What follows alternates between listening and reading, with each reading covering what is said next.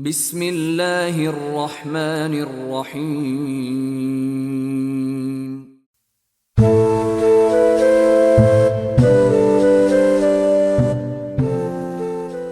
حضرت دغفل بن حنظلہ رضی اللہ تعالی عنہ نبی اکرم صلی اللہ علیہ وآلہ وسلم کا یہ فرمان نقل کرتے ہیں، عیسائیوں پر رمضان کے روزے فرض سے ان کا ایک بادشاہ تھا، وہ بیمار ہو گیا۔ اس نے یہ نظر مانی کہ اگر اللہ تعالیٰ نے اسے شفا دی تو ان میں 10 دن کا اضافہ کر دے گا۔ پھر اس کے بعد ان پر ایک اور شخص بادشاہ بنا، اس نے گوشت کھایا تو بیمار ہو گیا۔ اس نے یہ کہا اگر اللہ تعالیٰ نے اسے شفا دی تو وہ 8 دن کے روزے زائد کر دے گا۔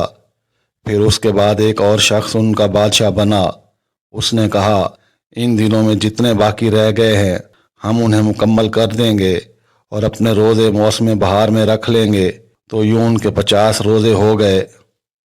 حضرت ابو ہریرہ رضی اللہ تعالیٰ عنہ روایت کرتے ہیں، نبی اکرم صلی اللہ علیہ وآلہ وسلم نے ارشاد فرمایا، رمضان میں میری امت کو 6 خصوصیات عطا کی گئی ہیں جو ان سے پہلے کسی امت کو نہیں دی گئی۔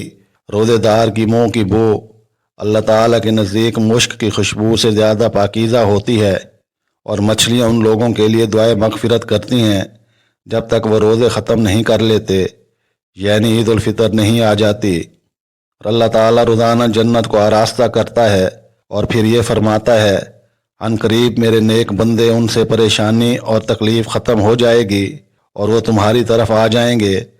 اور رمضان میں شیاطین کو پابند سلاسل کر دیا جاتا ہے اور اس مہینے میں کھلا نہیں چھوڑا جاتا جس طرح دوسرے مہینے میں چھوڑا جاتا ہے، اور رمضان کے آخری دنوں میں لوگوں کی مغفرت ہو جاتی ہے۔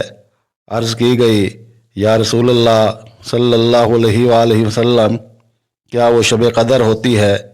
نبی اکرم صلی اللہ علیہ وآلہ وسلم نے ارشاد فرمایا، جی نہیں، لیکن جب عمل کرنے والا اپنا کام مکمل کر لے تو اسے اس کا معاوضہ دیا جاتا ہے۔